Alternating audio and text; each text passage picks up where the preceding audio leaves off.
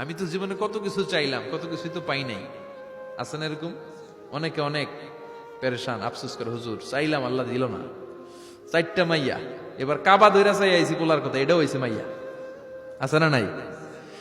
5টা ছেলে হয়েছে, মেয়ের জন্য বুকটা হাহাকার। হজে যে আরাফাতের ময়দানে চেয়ে আসলাম, এইবারও হয়েছে আর একটা পোলা। আছে না নাই?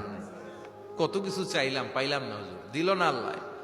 বলে না আপনার সব দোয়া কবুল, তবে কবুল হওয়ার 3টা সিস্টেম আছে। কয়টা? চান্দুল্লার ভাইয়েরা মনে থাকবে কয়টা? আপনি যত দোয়া করছেন সব কবুল, কারণ আল্লাহর কাছে কিছু চাইলে আল্লাহ ফিরায় দিতে জানে না। আল্লাহ জানেই না কেমনে ফিরায় দিতে হয়। সুবহানাল্লাহ কোন? চাওয়া মাত্রই আল্লাহ বলে অ্যাকসেপ্টেড, যা কবুল, দিব দিব না এটা বলতে জানে না, চাওয়া মাত্রই বলে দিব। 3 সিস্টেম। নাম্বার 1, আপনি আল্লাহর কাছে দোয়া করলেন, চাইলেন, আল্লাহ বলে দিব, বলেই তিনি দিয়ে দেন আর আপনি খুশি হয়ে যান, পেয়ে গেলেন। নাম্বার 2, আপনি আল্লাহর কাছে দোয়া করলেন, চাইলেন, তখনও আল্লাহ বলে দিব, তবে এখন না, সবুর, একটু পরে দিব। কখন দিলে আমার জন্য ভালো, আমার চেয়েও ভালো জানে কে, পরে দিবে।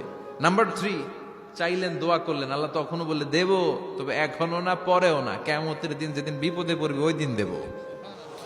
যেদিন তোর বাবা তোরে চিনবে না, তোর মা তোরে চিনবে না, বন্ধু বন্ধুরে চিনবে না, পীর সাহেব মুরিদরে চিনবে না, মুরিদ পীর সাহেবরে চিনবে না, ইমাম সাহেব মুসল্লিরে চিনবে না, মুসল্লি ইমাম সাহেবরে চিনবে না, কেউ কাউরে চিনবে না। ওই কঠিন দিনে তোরে আমি বাঁচাইয়া দেব।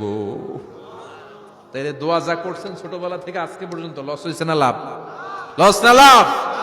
এজন্য বেশি বেশি দোয়া করার দরকার আছে না নাই? জীবনে যদি কোনো নেক আমল থাকে, ওই নেক আমল দিয়ে যদি আল্লাহর কাছে দোয়া করেন, দোয়া কবুল করে নিবে কে?